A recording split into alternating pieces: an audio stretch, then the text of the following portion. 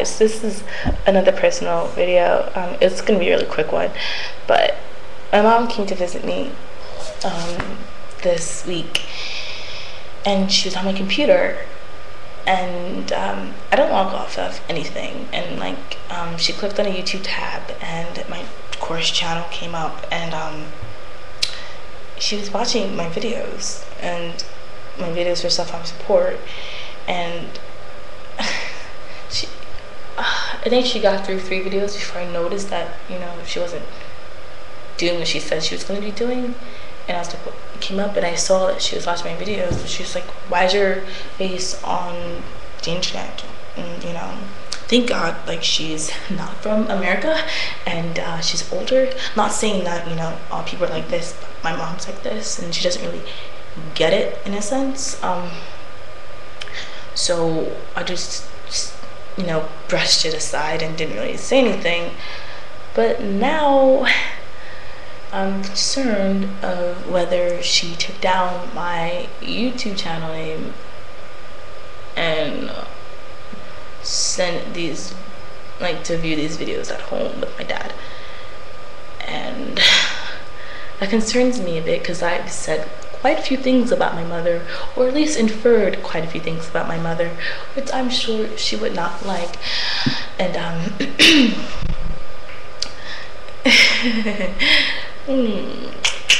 yeah, I have no problem, you know, with my family watching these videos, or friends, or people I don't know, or people who see me around campus, whatever. I don't really give a F, just because it's not something I don't care. Like, if you wanted to know, I'll tell you. It's not something I'm gonna come out and say, hey, you know I self-harm. Do you want to know these things about me and me self-harm? No, I don't do that. But if you came up and said, hey, I saw your video on YouTube about self-harming, and like talk to me, I don't really care. It'd be kind of awkward and weird, but I wouldn't care. But I would care if my brother's seen these videos, and knowing my mom, she would show them to the world. She would show them to everyone, like, Sophie's doing these videos. Why is she doing these videos? And why are you talking about me? And then she would tell me to take them off, and I wouldn't. But I was just a little apprehensive about that, and seeing what comes of that. That's fun. But this video, now that I talked about parents, is about how to tell your parents you self-harm, because I never directly told my parents that I self-harm, or telling people in general you self-harm, mainly because I didn't really have to, as you've seen my video about how my parents found out. But okay, depending on who you're going to tell about your self-harm, the approach is different. If you're telling your friends versus a counselor, you know, or your reasoning behind telling them, it's going to be different.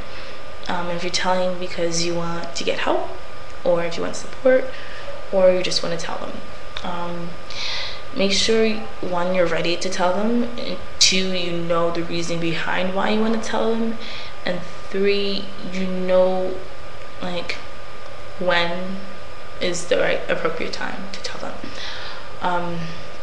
And I say this because if you're not ready to tell them, what happens is they're gonna ask a lot of questions, like if you're telling your friends or family, and if you're not ready to tell them, you know, that can be overwhelming.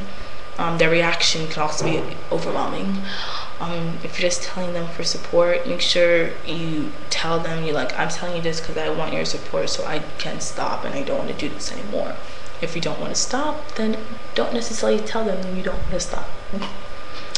I'm not saying lie about that, but, you know, they're gonna say, well, you have to stop this behavior immediately. And if you don't want to stop and you say, I don't want to stop, they're gonna take it offensively and react according to that. And anything could happen, like they try to hospitalize you, to, that's like an extreme thing, but yeah. Also, okay, you know your family and friends better than anyone else who doesn't know your life, so you know when is supposed to approach them. So if you know they get distracted with football games, and I'm not saying you want them a little distracted, but the tension is a little less extreme if you know they're a little more happy or you know, more distracted than usual. But get them in the best moment that works for you. If you want a personal setting, or I wouldn't really tell them at a restaurant, but their behavior may be more contained if it was at a public setting. But like I said, do what works for you. If you're telling a guidance counselor, you know, that differs in telling your family members, because they would probably want to get some more information and stuff like that from you, and to help you with stopping.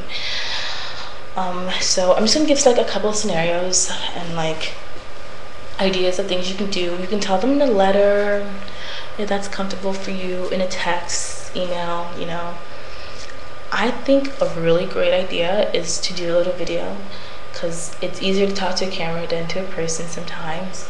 You can say what you want, you can do it as much times as you need to, and your message is conveyed more effectively than if you write it in a letter and that person can perceive it differently, you know. Because if you do a video, they can still get what you're saying, and they're not getting the wrong message because you're saying it and they can read your body language, versus a worded text or letter where they can't really get what you're saying. And that way also you control what is being said. You know, they can't ask you questions because you're not there, and stuff like that.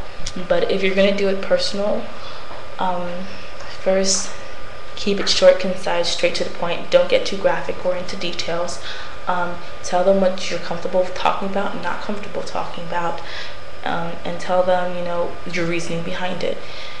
You telling them. So if I was going to tell my friend or something, I would just say, you know, I want to tell you something that's going to be kept between us, and I'm only telling you this because I would love to have your support behind me with this problem I'm dealing with. And then say, sometimes when I get angry or mad or upset, whatever, I self-harm, and I would like not to do that anymore. And it will be great if I'm at this point when I'm mad, angry, whatever, I can come talk to you. Is this something you think you can handle and deal with? And then she's like, yeah. And then to say, and then she starts asking questions, to say, I'm not comfortable going into detail about it, and move on. You know, and you could apply that to whomever you're telling this to. So yeah, I think that kind of covers the basis, the basic, you know, telling. If you're telling multiple people, like I had to for my roommates, I kind of used the same method, but I was open with asking questions because I know they'll feel more comfortable around me. And I waited until a certain time before I told them, so they got to know me and my personality and how fun-loving I am and how awesome I am, to realize that, yeah, this is something I did in my past, but you got to know me and you realize that I'm not this crazy person, because you know the stigma with people who self-harm. I'm not this crazy person, well, crazy, but not in that way, person, and I'm not gonna like kill myself or like, you know, whatever kind of crazy idea they have about a cutter, you know. So that's great as well if that person knows you at a personal level, that they know what kind of person you are, and they're your friends, so you know, obviously they like something about you if you're telling your friends or your family members. So yeah,